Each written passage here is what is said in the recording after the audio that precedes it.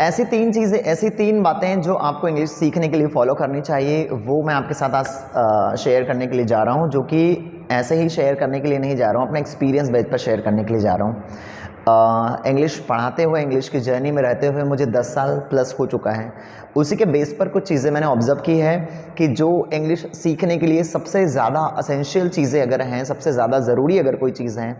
तो वो कौन से टिप हैं जो हम लोग को ध्यान में रखनी चाहिए। क्योंकि आज पढ़ने के लिए बहुत सारी चीज़ें हैं, प्लेटफॉर्म्स बहुत सारे हैं, बुक्स बहुत सारी हैं, क्लासेस बहुत सारी हैं, ऑफलाइन ऑनलाइन क्लासेस भी बहुत सारी, सभी प्रकार की आप चीज़ें देखेंगे बहुत सारी अवेलेबल हैं आज। तो अब सवाल ये आता है कि इतनी सारी चीज़ें होने के बावजूद बहुत सारे लोगों की इंग्लिश इंप्रूव नहीं हो पा रही, तो इसकी वजह क्या है? इस चीज़ को ही समझने के लिए मैं ये अपना एक्सपीरियंस यहाँ पर शेयर करने के लिए जा रहा हूँ, जिससे कि अगर आप अपनी इंग्लिश को इंप्रूव करना चाहते हैं तो डेफिनेटली आप अपने इंग्लिश को नेक्स्ट लेवल पर लेकर जा सकते हैं। और जो लोग अपने इंग्लिश को इंप्रूव नहीं कर पाते हैं या नहीं कर पाए हैं, अगर आप समझेंगे उन चीज़ों को तो समझ में आएगा उसका रीज़न यही है। अब देखिएगा, अगर आप नहीं कर पाए हैं अभी तक और आपने करना शुरू किया तो नहीं कर पाए तो क्या वजह रही है, और अगर आप करना चाहते हैं तो किन चीज़ों को ध्यान में रखना है, ये दोनों चीज़ें यहाँ पर क्लियर होने वाली है आज।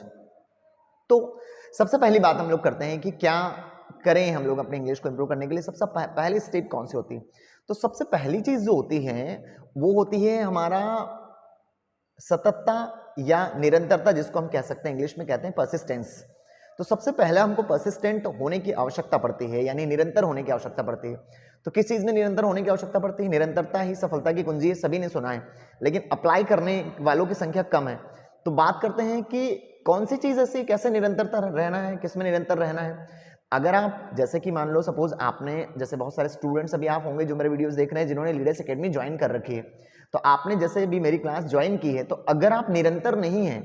अगर आपने ज्वाइन कर ली है लेकिन अगर आप निरंतर नहीं है, निरंतरता के साथ आप क्लासेस नहीं आ रहे हैं,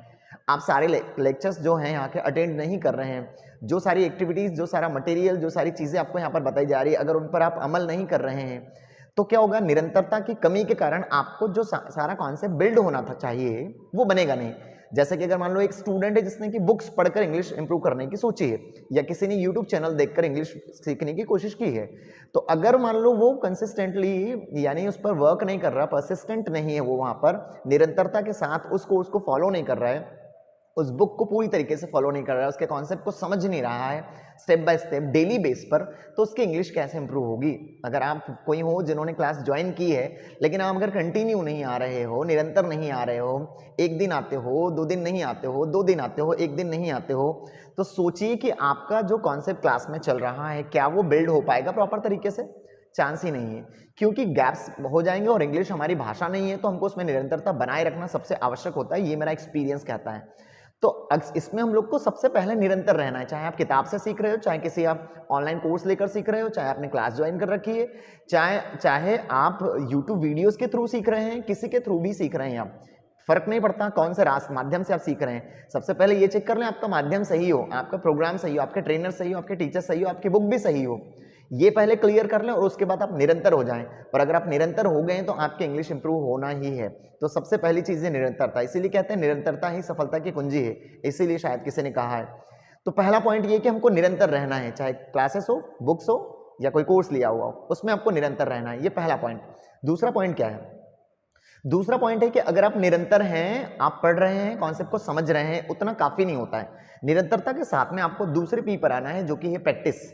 दूसरी चीज़ जो आप करनी है, दूसरी जो टिप है वो है प्रैक्टिस। तो आपको क्या करना है कि प्रैक्टिस, ये शब्द बार बार सुनने के कारण लगता है हाँ हम जानते हैं ऐसा, लेकिन ये बातें बेसिक हैं, लेकिन हम फॉलो नहीं कर रहे हैं तो कोई जानने का कोई अर्थ नहीं आता इसका। तो अब समझना है कि अगर हम प्रैक्टिस कैसे करें। तो अगर हम प्रैक्टिस कर रहे हैं, कोई भी अगर जैसे क्लासेस आप ज्वाइन कर चुके हैं या कोर्स कोई भी लिया हुआ है, आप प्रैक्टिस करना शुरू करें, आप राइटिंग करना शुरू करें, आप रीड करना शुरू करें उन चीज़ों को, आप एक दूसरे को एक्सप्लेन करना शुरू करें। आप उस पर प्रैक्टिस नहीं करेंगे, आप उसको बोलने का प्रयास करें, है ना, आप आपको रिकॉर्ड करके सुनने का प्रयास करें, जो चीज़ आपको लग रही है कि रिकॉर्ड करके सुनना है। तो अगर आपकी प्रैक्टिस नहीं हो रही ना, तो आप निरंतर भी हैं, आपने कोर्स भी ले लिया, आपने क्लास भी ज्वाइन कर ली है, तो भी आप इंग्लिश इंप्रूव नहीं कर पाएंगे। उसकी वजह क्या है? आपकी प्रैक्टिस में, यानी कि वो हैबिट में आ नहीं रही है। प्रैक्टिस करेंगे तभी वो हैबिट में आएंगे, और हैबिट में आएंगे तभी आप इंग्लिश बोल भी पाएंगे और सही तरीके से वर्क भी कर पाएंगे। तो ये जो दूसरी चीज़ है वो है प्रैक्टिस। अब क्या करते हैं, बहुत सारे स्टूडेंट्स क्लास आते हैं, अटेंड कर लेते हैं और बहुत सारी क्लासेस दूसरी अटेंड कर रखते हैं, साथ साथ में दूसरी चीज़ें भी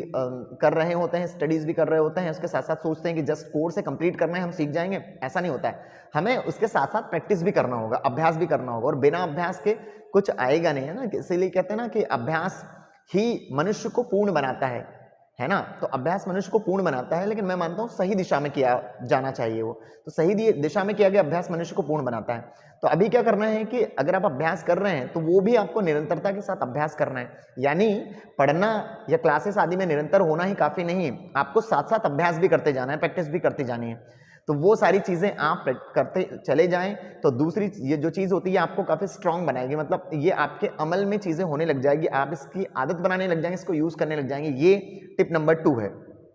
अब टिप नंबर 3 क्या है, तीसरा पी क्या है। पहला पी मैंने आपको बताया परसिस्टेंस, दूसरा पी मैंने बताया प्रैक्टिस, और तीसरा पी है यहां पर पेशेंस। इसके साथ अब तीसरी चीज जो आती है पेशेंस, जो कि बहुत सारे स्टूडेंट्स के अंदर आज, बहुत सारे लोगों के अंदर आज नहीं है। तो पेशेंस की कमी के कारण क्या होगा कि अगर आप पेशेंस नहीं रखेंगे तो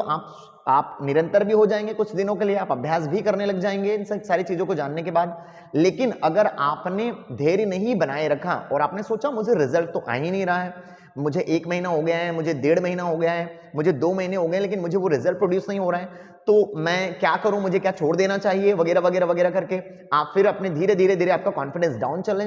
जाने लगता है, और आप उसके बाद में आप उसकी जो उसका जो पेशेंस होता है वो आपका खत्म हो जाता है, और धीरे से आप उस जर्नी से बाहर हो जाते हैं। और आपको पता है कि जब भी हम मैदान से बाहर हो जाते हैं तो कोई चीज़ हासिल नहीं होती, मैदान में रहकर ही हम अपने आप को स्ट्रांग बना सकते हैं। तो यहाँ तीसरा जो पी है वो है हमारा पेशेंस, जो कि सबसे बड़ा है। इस पर हम लोगों को टिके रहना है, 3 महीने नहीं, 4 महीने नहीं, 5 महीने नहीं, 6 महीने नहीं, जरूरत पड़ रही है आपको और ज्यादा चीजें इंप्रूव करनी है, ज्यादा लंबे समय तक बने रहना, तो आप साल भर तक भी, 2 साल तक भी अगर आप पेशेंस रखकर चलते रहते हैं, स्टेप बाय स्टेप अपना एक टाइम सेट करके अपनी इंग्लिश भाषा को इंप्रूव करने के लिए अगर आप टाइम दे रहे हैं, सो आप 101% ये गारंटीड है कि आप एक ना एक दिन उसमें सुपर बन ही जाएंगे, अगर आप इन सब सारी चीजों को फॉलो कर रहे हैं तो ये जो चीजें हैं मैं आपको बता रहा हूं, ये मेरे एक्सपीरियंस बेस पर बता रहा हूं, ये मैंने हजारों स्टूडेंट्स को पढ़ाने के बाद ये सारी चीज ऑब्जर्व की है कि इससे ये जो चीजें होती है स्टूडेंट मिस करते हैं, और ये मैंने अपनी क्लास में भी देखा है, और बहुत सारे स्टूडेंट्स अदर क्लासेस में जाते हैं उन्हें भी देखा है, बहुत से लोग यूट्यूब चैनल से सीखते हैं उनको भी देखा है, किताब के जरिए जो घर पर सीख रहे थे उनसे भी मेरी बातचीत होती है। तो सभी के जो एक्सपीरियंस कलेक्शन के बाद में आपको ये बातें बता रहा हूं कि ये जो चीजें हैं, इन तीनों पीस को अगर हम फॉलो नहीं करते हैं तो अगर हम इंग्लिश सीखना चाहेंगे ना, हम 10 साल तक भी सीखते रहेंगे तो भी हमारी इंग्लिश इंप्रूव नहीं होगी। तो याद रखें, ये तीनों पीस आपको याद रखना है। पहला